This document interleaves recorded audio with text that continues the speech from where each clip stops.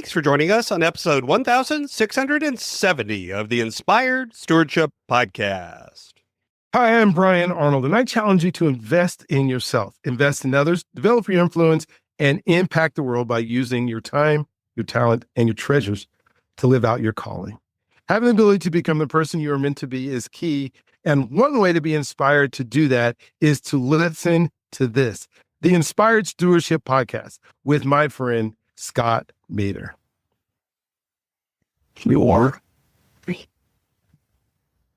When he looks good, so he must be successful, and he's eating top ramen at his house, and so we look at others and say, this is success, instead of reading in our Bibles or reading and listening to what God says, and where can I be successful?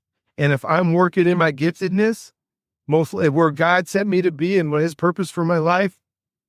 Welcome and thank you for joining us on the Inspired Stewardship Podcast. If you truly desire to become the person who God wants you to be, then you must learn to use your time, your talent, and your treasures for your true calling. In the Inspired Stewardship Podcast, you will learn to invest in yourself, invest in others, and develop your influence so that you can impact the world.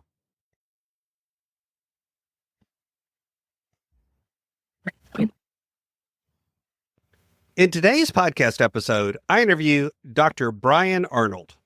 I ask Dr. B about what it means to become the person you are meant to be. I also ask Dr. B about the key habits of success, and Dr. B also shares with you why he sees life as a series of interconnected pillars that we must address. I have a great book that's been out for a while now called Inspired Living. Assemble the puzzle of your calling by mastering your time, your talent, and your treasures. You can find out more about that book over at inspiredlivingbook.com. It'll take you to a page where there's information and you can sign up to get some mailings about it as well as purchase a copy there. I'd love to see you get a copy and share with me how it impacted your world. Dr. Brian Arnold, otherwise known as Dr. B, is the host of two inspiring podcasts, the Journey to Freedom podcast and Living Boldly with Purpose. He is a dynamic keynote speaker, a professor, and an author who has dedicated over 2 decades to helping individuals unlock their true potential and achieve meaningful success. He is the creator of the Transformative Journey to Freedom program, a life-changing experience designed for those feeling stuck and ready to move forward. Dr. B specializes in guiding individuals through personal and professional breakthroughs, focusing on key areas like faith, finances, trust, health, and identity. He is dedicated to sharing authentic stories, actionable insights, and inspiring messages that connect with individuals from all backgrounds. Known for his blend of humor, wisdom, and practical strategies, Dr. B is a sought-after speaker and mentor who leaves a lasting impact on everyone he works with. I'm thrilled to have him here with us today to share some of the invaluable lessons he's learned and insights he's gained from living a life of freedom and fulfillment. Welcome to the show, Dr. B. Well, I am so excited to be on your show. I guess I can't wait to be here. You're in Bryan, Texas. I'm in Denver, Colorado. It is going to be a great day. Yeah, it always is. It always is. And I love talking to you, Dr. B. So you and I have met not too long ago and have had 4, 5, 6 chances now to interact at different levels. And I really look forward to sharing a little bit about your journey and your message with the listener today. So with that in mind, I talked a lot in the intro about some of the work you've done, the books you've written, different things that you're doing right now with Living Boldly with Purpose and all of this work. But at the same time, I always tell people intros are like Instagram photos. They never show the whole picture. Yeah, so true. So true. We want to frame. So take us back in time a little bit and share a little bit about your journey and what has brought you to the point where you feel this is what you're called to do. Well, thank you for that, because as I go through, and some folks want you to start at different chapters in your life, one of the big chapters for me is literally when I was a little kid. I was 5, 6, I don't know, whatever second grade and third grade age you are, 7, I guess. And I was told that I was a special ed student. Not that I was just special, but I was special in education because I couldn't learn. I felt like I was learning just fine. I felt like I could read what was on those pages. It just wasn't the same thing everybody else was reading. I was reading, and it was their colors. And so that became a journey of not only self-discovery, but how do I get along and not compare? As a child, you want to be like everybody else, or at least within the same, and get to do what all the other kids do. And I can remember going on field trips that were different than the other kids. I don't know why they took the special ed kids on a short bus and they took us to like a different museum than the other kids went to. And I got to go on both field trips. So I was excited, that I got to do that. But when we got to classrooms and we got to stuff, I kind of started feeling like I wasn't enough, that I couldn't do what everybody else was doing. I eventually was diagnosed with dyslexia. Back in 1970, they had no clue what to call it. It's just that you had a processing issue and you're in third grade and you can't read. And so that began my journey of, I do not want to do school. I don't want nothing to do with school. I get to high school. I'm ready to graduate high school. I haven't picked a college. I haven't taken an ACT. I haven't taken an SAT. I am going, in my mind, I'm going to stunt school. I want to be a stuntman. That's all I want to do. And my mom says, we keep getting letters that you can go to school and they're going to pay for it because you happen to be a good athlete, son. And I'm like, but I don't want to go to school, Mom. I love track and it's fun in high school. And yeah, I'm a state champion and that's cool. But at the same time, no, I don't want to go to school. And she says, well, if you go to college. So she said that she was going to buy me a Jeep. And that was enough for this 18-year-old to say, I guess I like track enough that I'll go to college. I'll run track. However, I will only go to track enough, or you like Jeeps enough? Exactly. So track. Which one was out? I'll run track so I can get a Jeep. However, I'm going to go to college as close to Hollywood as I can, so that as soon as I don't like track anymore, my thought was after my freshman year, I'm out, at least I'll be close. So I went to a school called Azusa Pacific University, which is close to Pasadena, California, which is close to Burbank, which is close to Hollywood. And that was my plan. I'm still waiting for my Jeep from my mom. I have gotten several degrees since then. And Mom, if you're watching this, I'm ready. My mom's 8 years old. There's no way she's buying me a Jeep, but Hot Wheels. Hot Wheels. Hot Wheels. So I go to school, but I have some mentors in my life now. I have coaches that understand where I'm at. I have folks that are, I guess, just pouring into Brian's life at the time. And I enjoyed the experience. I enjoyed the athletic experience. I enjoyed the fact that I got to go to Europe a couple of years while I was in college to run track and all around the world. And I said, this stuff isn't really too bad. Then I get my degree. I got a degree in communications and PE because I did 5 years because I redshirted 1 year. And, I was able to get to a double major. And so I'm going to be a teacher. Oh, yeah, I get to be a teacher in my life. And I said, I'm going to be a PE teacher. That's where I'm going to start out with. That's what I got my degree in. And I come back to Colorado, and then I go take the exam here in Colorado in order to be a PE teacher. And they say, you can't pass a spelling test. You can't be a teacher here in the state. I'm like, what? I want to teach people how to run laps and be physically fit and run around. Why do I have to spell onomatopoeia or whatever the word you're trying to make me spell in order to be a teacher? That's just our rules. That's how we do. That's our system. Mm-hmm. Back to California and become a teacher. And then I get my master's in technology, which is the playing field that evened out everything. Because now I could speak to the computer and it came out spelled right.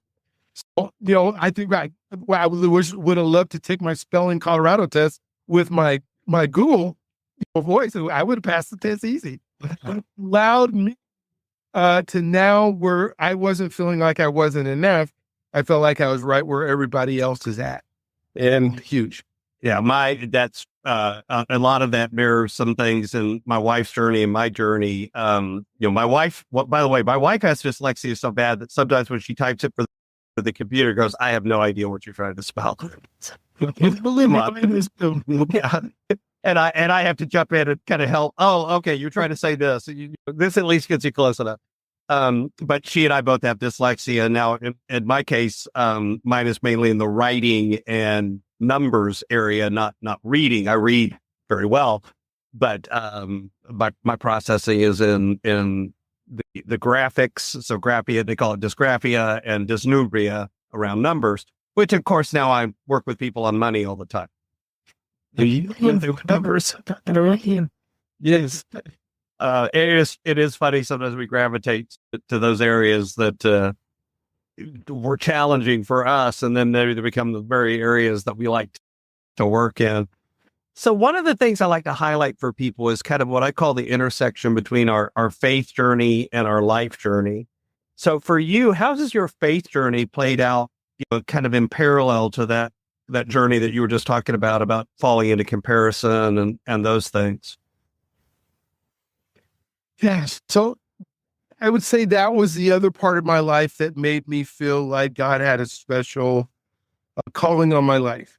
When we were smaller, and I accepted Christ as young in I probably early 6th grade, junior high, something like that, and I loved ministry. We were able to go to churches that had field trips that we could do as young adult or young teenagers. I can remember going to Mount Rushmore and being part of a choir and having a solo, and we're going to these little bitty churches with 9 people in it, but I'm still singing, right? It don't matter to me how many people are there. I got to go spend a couple summers on a Navajo reservation, and my grandma is Choctaw. She was born on a Choctaw reservation. So for me to go and experience Native American culture for a whole summer and help and serve and be part of ministry, and also for my life, like I can remember, my friends in school, and I'm like, no, this is what at the time I'm dedicated to preserving my body and that kind of stuff. And I can remember when I was 18, I actually drank a whole, because that's when you're allowed to drink beer. And I hadn't drank at all. The kids are at high school parties and drinking. And I drank a whole bunch of beers on my 18th birthday. I threw up. I fell down in the snow. And that's literally the last time I really drank at all in my lifetime. Not because I'm a Christian or because it's not okay for Christians. It was just like, I don't know if God thinks this is a great thing for me to be able to do. I don't like it. And I'm not succumbing to my peer pressure of doing it because I want to be an example. And so, Azusa Pacific University is a Christian school. So I have a minor in theology. I was ordained in the early 80s. And so I'm a chaplain at a rehab center right now for the last 10 years. And so there's nothing that I try to do that doesn't have a faith component as part of it. Right now I have I've taken my devotional that I do with myself every morning and I've gone live. It's called the routine.life. So every morning it has a devotional, it has a gratitude session, it has a prayer, it has your word of the day, all because, I never wanted to be like a pastor of a church, but I've always wanted to be in ministry, if that makes sense. I've always wanted to help people out. And so whether I'm in corporate and business and doing my real estate business, or I'm, at working for Young Life as a area developer and spending summers in camps, ministry and faith and my walk with the Lord has just been number one in my life and continues to even be more so today. Mm-hmm. Yeah, I think a lot of times people hear ministry and they immediately think clergy and pastor, and it's like that's not even what that word means. but it's what we attribute to it. It's like no. It just like being pastoral doesn't mean you have to be a pastor. Those words mean different things. So talk a little bit about the work you're doing now with living boldly with purpose. I've had the honor of speaking a few times over in your group, and I really appreciate the culture, the community you're pulling together there. So share with folks what that is and why did you decide to bring together a community like that? One of the things that, as I don't know if I said this, but I have 8 children and I have 16 grandkids. And one of the Not, but wow. And so, and I've been, like I said, I was a teacher, like you were, a coach. I've been around people so much. And what I realize as I get older and I get wiser, I hope I get wiser, and I feel like there's more legacy that's available in my life. I start thinking of like, I had one of my athletes call me that when I first started coaching at the high school back when I was 24, I'm 60 now. So they're in their 50s and they're calling me and they're saying, you made an impact and you made a difference in my life and you helped me figure this out. And when I think about the word alignment, I'm like, well, how many people say this is who they are, but then you look at their life and you look at the things that they're doing and there's no congruency at all. Somebody will say, well, I'm a great follow-upper. I follow up on everybody. And I'll go, okay, well, let me see your calendar.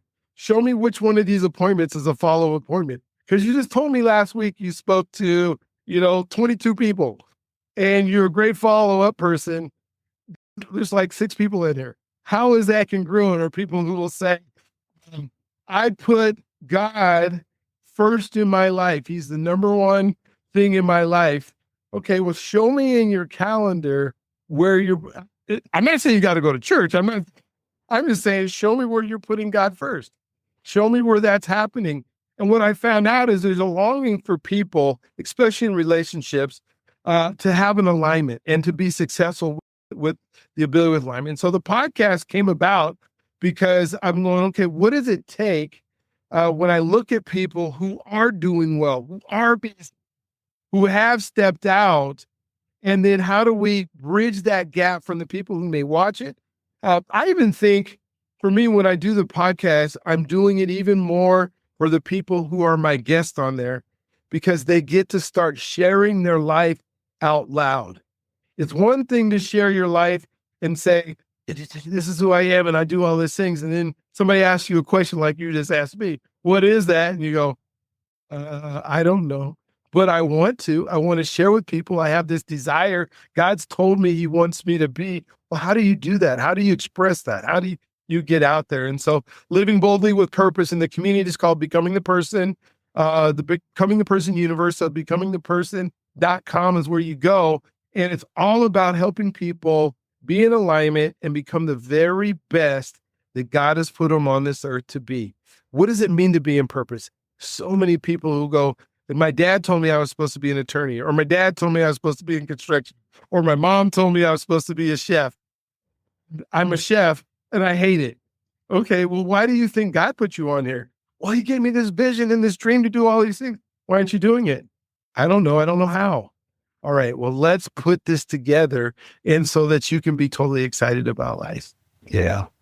Yeah. The thing, and I've seen it too, is I think so often we don't do that step of actually even stopping to define what is success. What do we want? What should it look like? Those sorts of things. And I know you've seen and worked with folks as a coach, before as a teacher, all of these things. So like me, where people have a lot of misconceptions around success. What do you see as some of the biggest hurdles or misconceptions, or what are the traps that we have around success, so to speak? I would say the number one unequivocally issue with the trap of success is the trap of comparison. Because somehow when we start comparing our lives and our gifts and what God has gifted us to be able to do with somebody else who's doing something maybe totally different, now we think that we need to move our trajectory and do it like they did it because somehow they're successful. It's even a greater comparison now because social media. So now I can pick up this device, I can scroll through it, and I see this person who it seems like they're successful because they popped up on my screen. So they're The Instagram photos, right? So somehow they must be successful, and I should do what they're doing so I can have the success that they have. And they told me, so we see people who go to the barbershop and there's Patrick Mahone t-shirts or jerseys everywhere. And we say, well, that guy's successful. Yeah, he's a very successful football player because he's won football championships. But that doesn't mean he's successful in his life. That doesn't mean he's successful in his relationships. That doesn't mean, but that's all we see. We compare and say, well, if I can't be that football champion, then somehow I'm not successful. Or if I can't be that, $250,000 CEO of my company, somehow I'm not successful. And yet I have these amazing kids who are doing these amazing things and a family unit that works so well. Well, that's not showing up as successful in my comparison world or my comparison phase. The CEO's been divorced 4 times and hasn't seen their kids for 10 years because they hate them. Yeah, exactly. Or, you see a car, you see, oh, that guy must be successful because he's driving around that Mercedes. But, he spent $100,000 on the Mercedes and he's paying $1,200 a month and he's sweating every month to be able to pay for this car. But he looks good, so he must be successful. And he's eating top ramen at his house, and so we look at others and say, this is success, instead of reading in our Bibles or reading and listening to what God says and where can I be successful? And if I'm working in my giftedness, mostly where God sent me to be and what his purpose for my life, and I'm doing it diligently, most likely you're going to be successful. I remember you told me even a story of yourself and, when you guys were saying, I want to get out of debt, oh my gosh. And you guys came together and you did it and you have this amazing relationship with your wife now, because that's success, but everybody doesn't hear that story, right? They may look at you and go, well, he doesn't seem like he lives in this big house. But you chose not to live in that big house because you wanted to be successful in your marriage, right? And then the rest of the world might see that and go, wait a minute. No. And then you're like the happiest man on the planet because you got this amazing wife, and the guy 2 doors down who has the extra big house is stressing all night long, gonna have a heart attack, gonna have a stroke, gonna have all these things. And we say, well, that guy's successful and you're not. I mean, it's so crazy. Yeah. There's a lot of wisdom in recognizing too that I think so much of what we end up seeing and treating as these indicators are really just noise. I think about trying to figure out the signal from the noise, right? What's actually important to pay attention to versus what is noise. If you're a business owner, it's vitally important. If you're in communication, that's vitally important. If you're in your relationships, that's vitally important. What's signal, what's noise, what's actually the stuff that matters. And all too often, I think, especially as entrepreneurs, we just bounce around from thing to thing to thing to thing to thing, like a rabbit on, on speed, because we're trying to figure out what the important things is, and we never stop to figure out the signal. When you look at folks with their kind of routines, their habits, their success patterns, how do you see kind of the fundamentals to kind of dial into that? What's actually matters? What's the real signal out of the noise? Yeah. And for everybody, it's different, but habits aren't. We are going to create habits. We're going to create systems in our life to be able to go through the systems. But sometimes we don't think that some of those systems we create are bad for us, that are not good for our relationships, are not good for our health, not good for anything. When you were some see folks that are like famous as people that are successful, sometimes the most dysfunctional people that you've ever seen or been around, because they have to have somebody else validate them every step of the way. Like if I'm an actor and I don't get people to go to the movies, or I don't get people to go to the television, watch it on television, they validate me by showing up for it or not. And I think some of us, when we develop our habits and we develop our congruence, that alignment is so important. Is I'm a person who creates these habits that will get to the end. And sometimes we don't know what that end is, or we haven't envisioned what that end is. And we just kind of go through life there. And so where that turns around is like, there are success leaves clues. Like, let's just use debt as an example, right? People that are successfully financially, probably that should consider actually successful, don't have a lot of debt. And yet we go, okay, I'm going to buy this, and this. And I have a habit of buying everything I see first. I can't stop. I had a lady who told me that I'm working with now that told me the other day, every time I see something, I got to buy it. And I'm like, why? What is it that it does for you, and how does it comfort you, as a barrier? And there's so many things in our lives and in our business and the signals that you were looking for that somebody from the outside who's successful in that area can pick it out like that. Mm. And yet the person who's in the middle of it says, well, I just got to make, the other things she told me says, I have to make 2 hours of phone calls all day long, every day, because that's what's going to make me successful. I've been told that 2 hours from 10 o'clock to noon, I get on the phone and I call and call and call and call. Right. And I said, great. So you did that for a month, 3 months ago. Did you get any responses from that? Well, there must be something wrong with what you're saying or the people you're calling if you're not getting successful calls at it. All you're doing is formatting how to do it wrong. Mm-hmm. Getting a great habit of how to do it wrong. How about we do less, but we dial it into what works based on other, maybe we'll try different things based on your personality and what you're doing and how you're saying it, and even how you show up to sit down to make phone calls, and your attitude and what's your headspace to be able to do it. Now we can make an impact on, and it might be, what? There are other people in the world that you could pay $5, $6, $7 an hour to make that call for you. Let's just stop. We're having enough time. You get a little bit older. We don't have enough time to really drill this in. We'll do some practicing with you. But where did you hear that in order for you to be successful, you have to spend the next 700 hours of your day making these phone calls? You get phone calls, but that's not maybe where we need to be.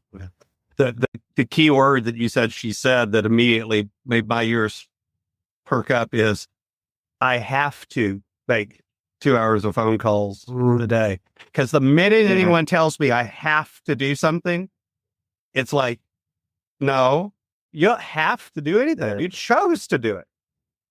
Because have to takes away my power.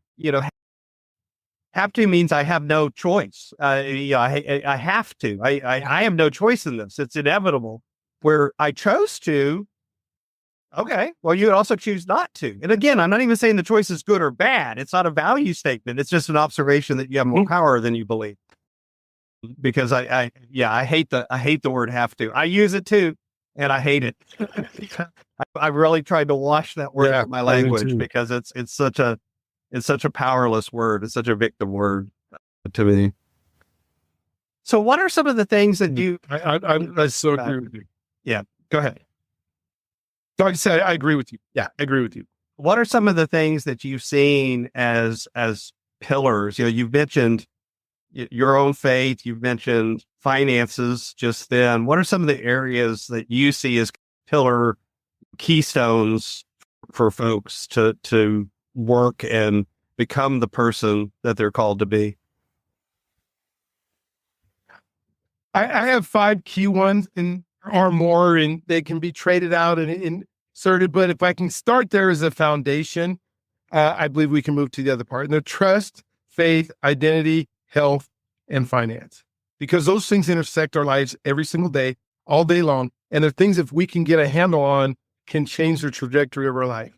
When I think about trust and how often that we need to trust, whether we're trusting a system or we're trusting people or we're trusting what's around us, the thing that stops us in a lot of cases is this inability to trust, or this fear, if I trust this, then somehow it's not going to work out for me. Or the fear is, I shouldn't trust that because I've seen a whole bunch of examples of this happening, and now I should verify. I trust, but now I need to go verify because hey, there are things out there where I may not be good at it. There are blind spots in my whole world, even today, that I'd never been there. So how can I trust that it's going to work out for me? Faith obviously is number one. When you have God in the center of everything, it seems like everything works out. Every one of my affirmations is everything works out for me because I serve an unlimited God. And there are so many things in my faith. When I think about my health, people that are not healthy or struggle with health it's hard to get it. If you've ever been sick, even if it's a cold, it's a pretty severe cold, and try to get up and do a whole lot, it is impossible or so hard to do. And yet we don't take care of ourselves. We don't exercise. We don't take in enough oxygen. It's funny in the mornings now that I'm doing this routine live thing, part of my first section is I do a breathing exercise and then we drink water. And ultimately, because you can see when people pop in and out of the podcast sometimes when it's live. And as soon as I'm talking and I'm doing this great devotional and, I'm hitting somebody emotionally and people stay on for that. As soon as I start breathing and drinking water, folks are like, I guess I don't want to stay for this. This is a part of my life. And to me, well, it's important, if not more important than the devotional that I'm doing or the gratitude things that I'm talking about or breathing, extra breathing and getting that oxygen in, the right nutrition's in your body. If you've ever had your body work correctly, and I know you have as well, but there's nothing that can stop you that you can't do. It's when all these other things that we just don't take care of because we live in a society that processed foods and diets and sugar and all this other stuff stops us. The identity. Tony Robbins, I'm not saying Tony Robbins is the guru of the world, but he does say some good stuff every now and again. He said the most powerful force in the universe is being congruent with the identity that you hold for yourself. It just goes along to saying that as you develop that identity of who you are and what you can do and what you can be, and you realize you're God's greatest gift and you are enough, and you start holding that identity, the world opens up all these different opportunities for you. And it's those who have this identity of, I just had, the podcast I did before, we talked a lot about childhood trauma. And she said that she was sexually abused by her grandfather when she was a kid. But she says, I have the best life I could possibly have right now. And then I'll meet somebody else from across the street that their identity is, I am a victim and this happened to me. And because this happened to me, I can never have a fruitful life.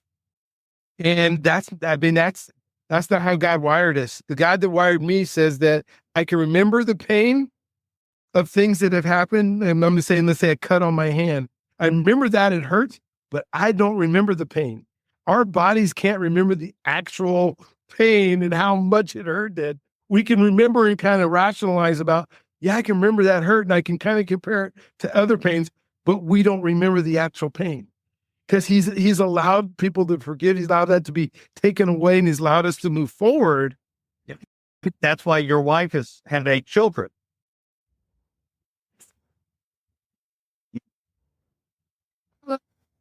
Trust me, if she remembered it, y'all would have stopped at 1. That's why some of our kid number 6 and 7 are adopted. My aunt says that, to be fair, it ought to be like this. The woman has the first child. The man has the second child.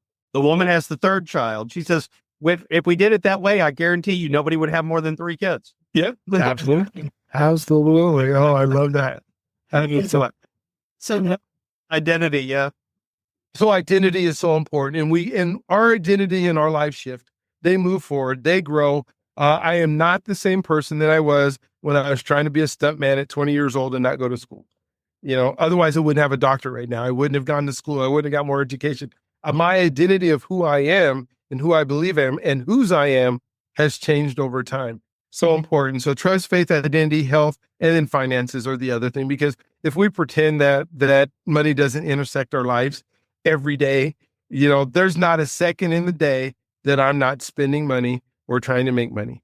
There just isn't. And, my electricity's on that's powering this computer right now, which means the electric company is charging me money right now to just sit here. So there's no time in the intersection. If I don't understand it, or I decide I don't need to understand it, then I've just put myself behind the eight ball. I don't have to understand everything about it, and I put people in my life.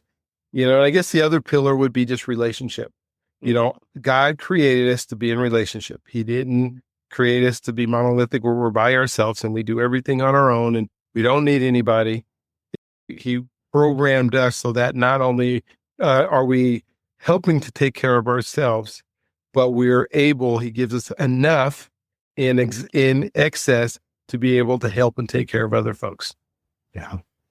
And I think too, and again, like you could slice these and name these different categories. You see like the Zig Ziglar has the wheel of life with, relationship and all of that. And again, I think we're all kind of saying the same thing. We're just saying, it's kind of like DISC versus Enneagram versus Myers-Briggs. It's like, we're all talking about the same stuff. We're just using different lenses. So yeah, at the end of the day, the other thing that I've seen, and I'd like your take on it, is it seems like no matter what you do, if one of these starts to get off balance, it begins to spiral downward, but if you could also begin to build in one of them, they'll spiral upward. There's always a feedback loop, and it's almost which direction are you going to go, if that makes sense. Have you seen that in the work that you've done with folks? I have. There's some foundational things that need to happen, and people are in different seasons in their life. Yeah. And because they're in different seasons, you might spend more time in one area or another. Sure.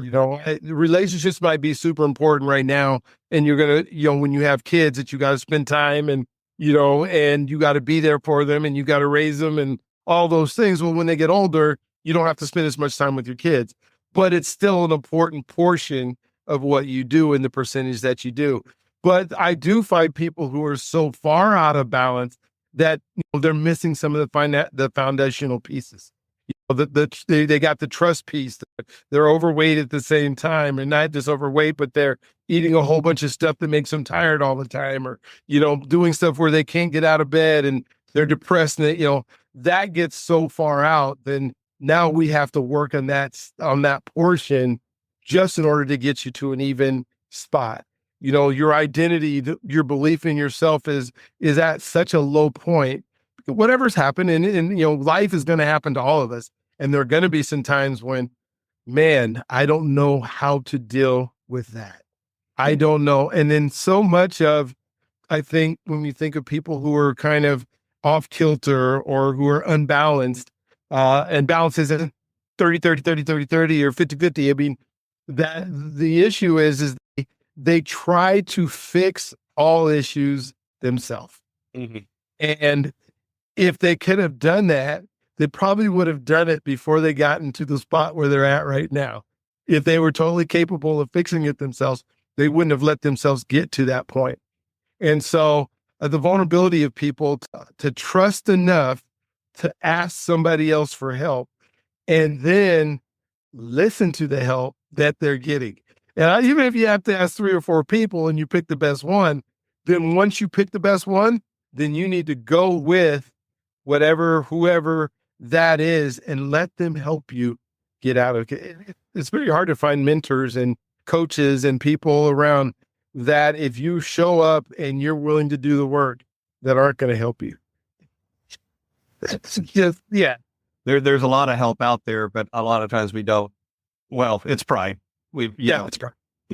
It really comes down to pride. And I've been guilty of that. I'm sure you have as well. Mm-hmm. Of now I got to figure this out and suck it up and do it myself. I'm so much quicker when you can lead on a community, which again, I think brings back to, the becoming the person, and, that creating communities, whether it's the podcast community, whether it's becoming the person community, whether it's all of these things are about bringing people together to kind of lift each other up. especially in an age right now where technology is trying to separate us apart. I don't need you because the AI can talk to me and the AI is smarter than you, or I don't, I can scroll every day and I don't have to actually have a relationship with you because I can get my entertainment and my enjoyment of what's going on social media. I mean, I can't imagine me being 22 years old right now and trying to deal with life. And I'm sure I would have been able to figure it out and make it. All I just know is my old 22-year-old self and thinking, wow, could I have had healthy relationships? Like, where did we meet? At church, I think there was definitely some good church spaces for me, but my family was the track family that I had in college. My buddies were my, athletes that I spent time with, and we did life together, and the community where I lived and knowing my neighbors. We didn't just raise up the garage and pull in and shut it down, and we didn't know who each other is. My neighbors that I have right now, I know them. They're my age, and so we talk all the time, and we'll sit outside for a couple of hours. We're not running inside trying to play. And then I see my kids talking to folks that are on a computer, playing their games. And they're like, who's on the other end of that? And they used to be 10 years ago, they would say, I got my headphones on. I'm talking to somebody that's over the internet. We're talking. Now I said, is that AI or is that an actual person you're talking to? Sometimes they say, I don't know. And sometimes they'll tell me it's AI. So your communication on most of your day when it's free time is with an artificial intelligence that is telling you exactly what you want to hear because you asked them to. Well, and by the way, I hate the name AI for what it is currently because it's not intelligence. I think we should call it what it is, which is a large language model, an LLM. That's what it really is. And again, that's not a bad thing. That's not a huge judgment.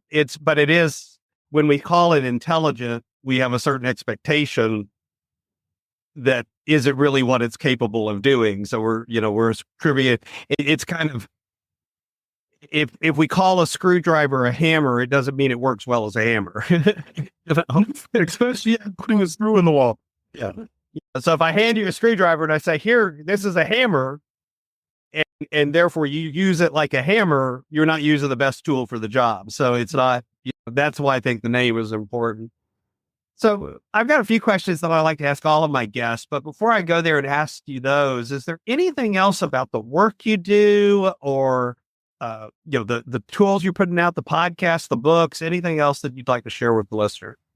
Yeah. I just like to say, whatever I can do to help wherever you're at, I'm working on a couple different projects where I'm trying to help people truly become the person that God put them on this earth to be. And if folks are lost or not able to do it, then, as we talk about those 5 pillars, those are foundations that resonated with me.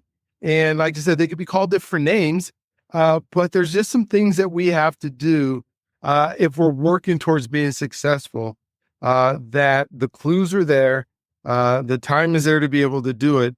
And the folks that just wait, please don't wait.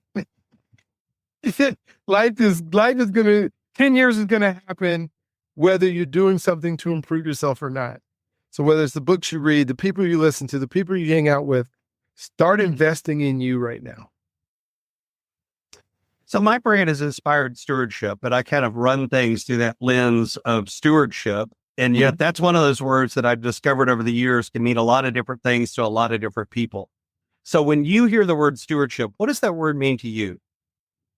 It means that I'm responsible for what I've been given. That stewardship means that, and I think it comes from God, where it says, I've given you this, whether it's a tool, whether it's money, whether it's a gift, whether it's, whatever you've been given that you didn't have to work for. Now you're in charge of being responsible for making it even responsible for helping another person with it. To me, that I guess would be stewardship in my mind of, that's what's important. So this is my favorite question that I like to ask everybody. Imagine for a moment that I could invent this magic machine. And with this machine, I was able to take you from where you are today there in Denver and transport you into the future, maybe 150, maybe even 250 years. But through the power of this machine, you were able to look back and see your entire life, see all of the connections, see all of the ripples, see all of the impacts you've left. What impact do you hope you've left in the world? What a great question. The impact that I left would be, I hope I would leave in his example of a child of God that did everything that he could and able to make the world a better place. And when I say the world a better place, I'm not talking about buildings or cars or material things. That the people that I've crossed or been with me that I've, whether I've impacted or crossed my path, can say, I'm a better person because Brian told me or shared with me or influenced me in some way that helped me change what I was doing if it was wrong, or help me enhance the things that I was doing that are right, so that they can go then help another generation people doing stuff. So what's on the roadmap? What's coming next as you continue on your journey? Well, I think the big thing, I think for us, and that the big thing in my journey is increasing our community and being able to help people out to become that person.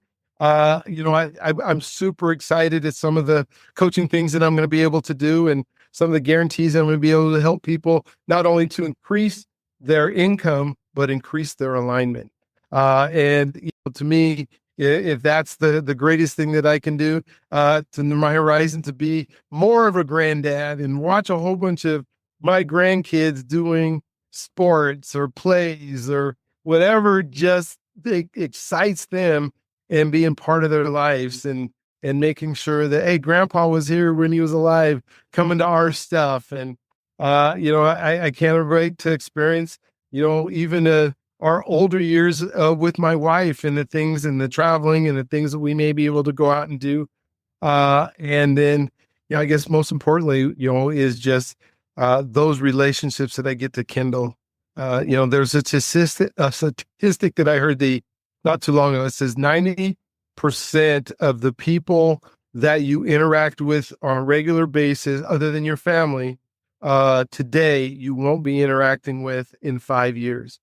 And I pulled my phone up and I looked through it. I'm going, yep, I'm talking to them, I'm talking to them, I'm talking to, and so my prayer would be that I don't lose relationships unless all of them need to evolve. But that at least when I was in that relationship with them, they will remember me as somebody that made a difference. So you can find out more about Dr. B over at his website, brianarnold.com. Of course, I'll have a link to that over in the show notes as well. Dr. B, what else would you like to share with the listener? No, I guess I'd love to say that I just want you to know you're God's grace gift. He loves you if you allow him to. Let him wrap his arms around you today and be with you. You are also an answer to somebody else's prayer. And so that doesn't mean you go out and say, hey, here's how I'm going to answer your prayer. You go around and say, God, I'm attentive and I'm aware that I might be able to help somebody out today. Please use me. Please put me in your life. You'll find that you were born for greatness, and the greatness that's inside you is just waiting to come out. Let us help you. Let other folks help you. Don't try to do it all by yourself. And that's what I would want to leave with people. Amen.